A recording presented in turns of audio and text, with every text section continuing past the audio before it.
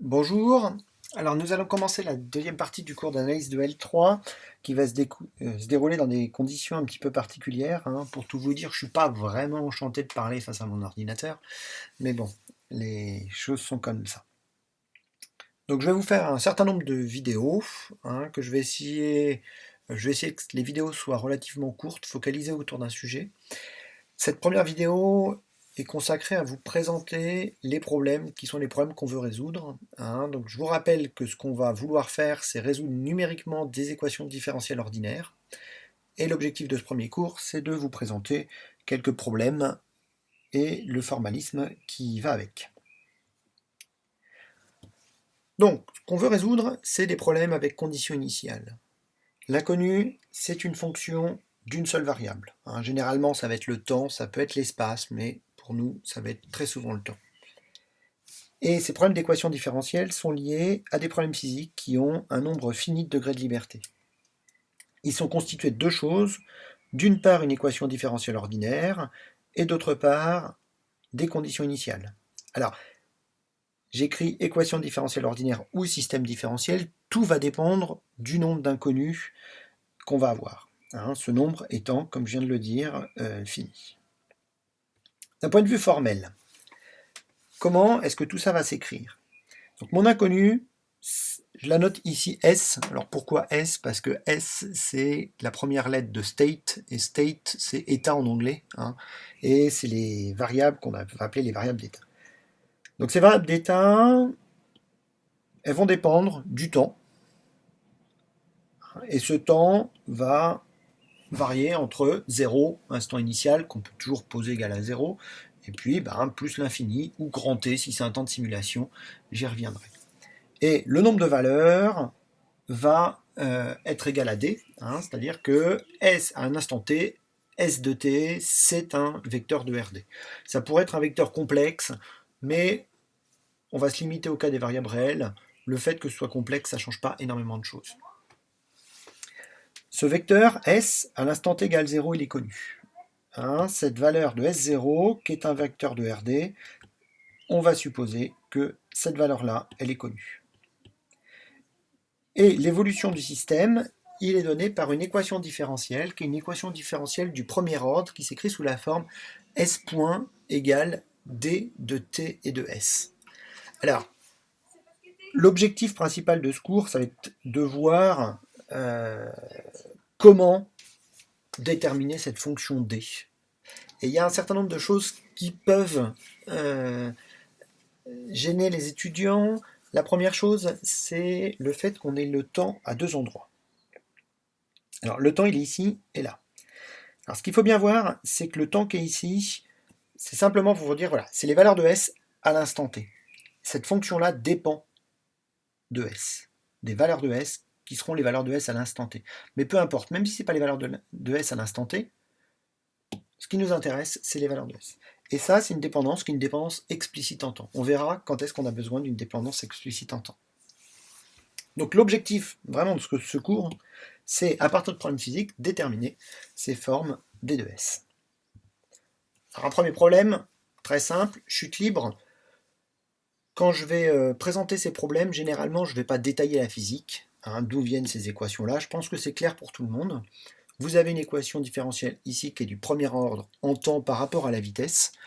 Et cette équation, on peut très bien la mettre sous le formalisme, qui est le formalisme qu'on a vu précédemment, en disant que V point, qui joue le rôle de S que j'avais défini précédemment, V point, c'est moins D sur M, V de T moins G. Ma fonction D, elle est ici, et vous voyez que dans ce cas-là, j'ai pas de dépendance explicite en temps. Deuxième problème, le système masse-ressort. Donc une fois de plus, je ne vais pas redétailler d'où vient l'équation, quelle équation différentielle, je pense que ça vous parle. La différence avec le premier cas, c'est qu'ici j'ai une équation différentielle qui est du deuxième ordre en temps. Alors pour me ramener au formalisme, qui est le formalisme que j'ai présenté au départ, ce qu'on va faire, c'est introduire une fonction auxiliaire. Cette fonction auxiliaire, je vais la noter V, hein, et c'est x point. Alors, je ne dis pas que V est la vitesse, hein. Ce qu'il faut bien voir, c'est que c'est une fonction auxiliaire, voilà, qui est définie par cette relation x point égale v.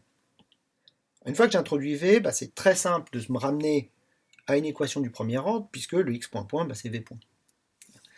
Donc vous voyez que là, j'ai remplacé une équation différentielle qui était du deuxième ordre par deux équations différentielles du premier ordre. C'est ce qu'on appelle la transformation d'un camp en maths, ou le passage dans l'espace d'état en physique.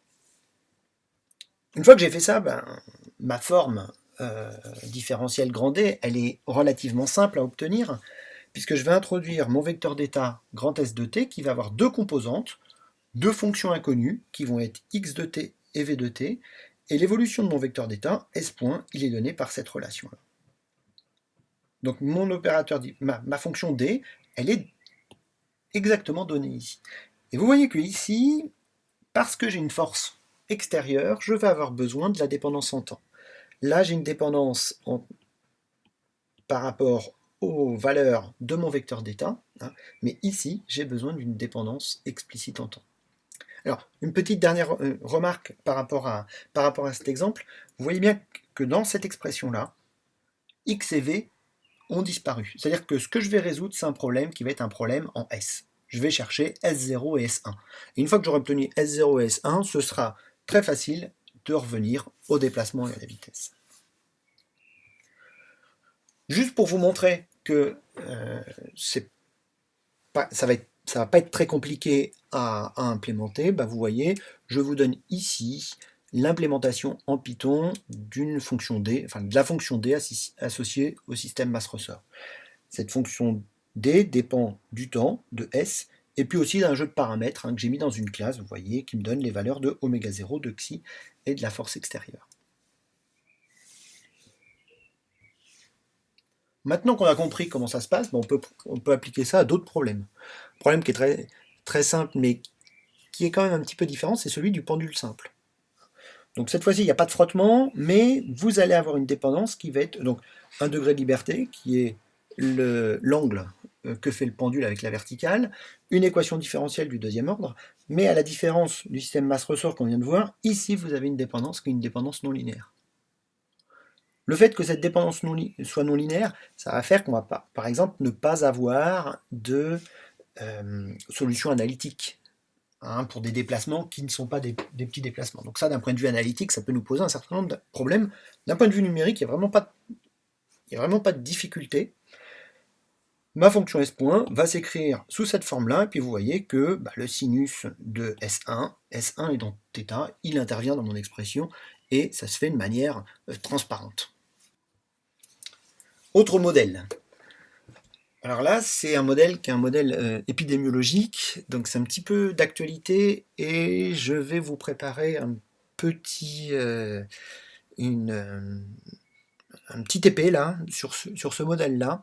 Donc c'est le modèle SIR ou SIRD, qui est un modèle épidémiologique, et qui a pour objectif de prédire dans une population la répartition entre différentes catégories de personnes, des personnes qui sont affectées par une maladie, des personnes qui ont recovered, qui sont remis de la maladie ou qui sont guéries, des personnes qui sont susceptibles d'être infectées, et puis des personnes décédées.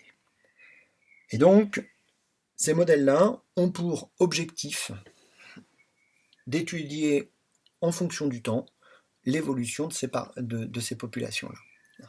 Et si on regarde, l'évolution des populations obéit à un système différentiel du premier ordre. Donc ça, c'est le modèle SIRD, et vous devez entendre dans l'actualité que l'objectif est de réduire le R0. Le R0, c'est le coefficient qui apparaît ici. Je reviendrai un petit peu dans les détails, et puis on fera ça dans le cadre d'un TP.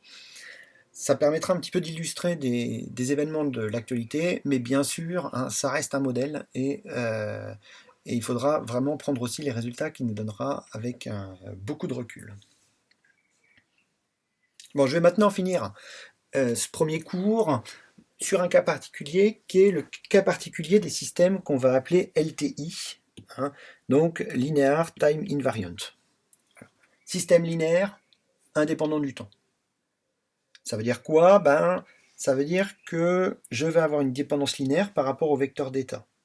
Une dépendance linéaire par rapport à mon vecteur d'état, c'est-à-dire que la fonction D va s'écrire comme un produit entre une matrice alpha, qu'on appelle généralement la matrice d'état, fois le vecteur d'état S de t. C'est-à-dire que le problème qu'on va vouloir résoudre, la fonction D elle a une forme qui est une forme très simple. Et puis time invariant, ou indépendant du temps, votre matrice alpha ne dépend elle-même pas du temps. Typiquement, ces problèmes, donc c'est des problèmes où physiquement, les paramètres physiques ne dépendent pas du temps, et en plus, on n'a pas de force extérieure. C'est un système homogène ou autonome, comme on peut les appeler. Par exemple, on peut revenir sur le cas du système masse-ressort. Les deux équations qu'on avait vues précédemment, j'ai supprimé la force. Évidemment, les paramètres ω0 et xi ne dépendent pas du temps. Et donc, ces deux équations-là, on peut les réécrire sous la forme qui est la forme qu'on a vue précédemment, avec une matrice qui est une matrice d'état, alpha, qui est une matrice 2 par 2 dans le cas qui nous intéresse. Je vais maintenant conclure ce premier cours. Donc, ce qui va nous intéresser de résoudre, c'est des problèmes de ce type-là, qu'on appelle des problèmes aux conditions initiales, ou aussi problèmes de Cauchy. Ces problèmes sont constitués par une équation différentielle ordinaire ou un système différentiel, et des conditions initiales. Alors, bien sûr, il faut que ce problème soit mathématiquement bien posé. Nous, on n'aura pas ce problème-là dans le cadre des problèmes qu'on aura à résoudre, mais évidemment, il y a tout un tas de précautions à prendre. Si vous êtes plus intéressé, vous pouvez regarder les notes de cours sur la résolution d'équations différentielles dans lesquelles on parle un petit peu plus de ces conditions nécessaires pour que le problème soit bien posé. Et donc l'objectif, qui va être l'objectif principal du cours, ça va être de trouver des solutions approchées, aussi justes que possible, en particulier pour les problèmes où on ne peut pas trouver de solution analytique. Donc voilà, écoutez, je vous remercie de votre attention, et puis à bientôt.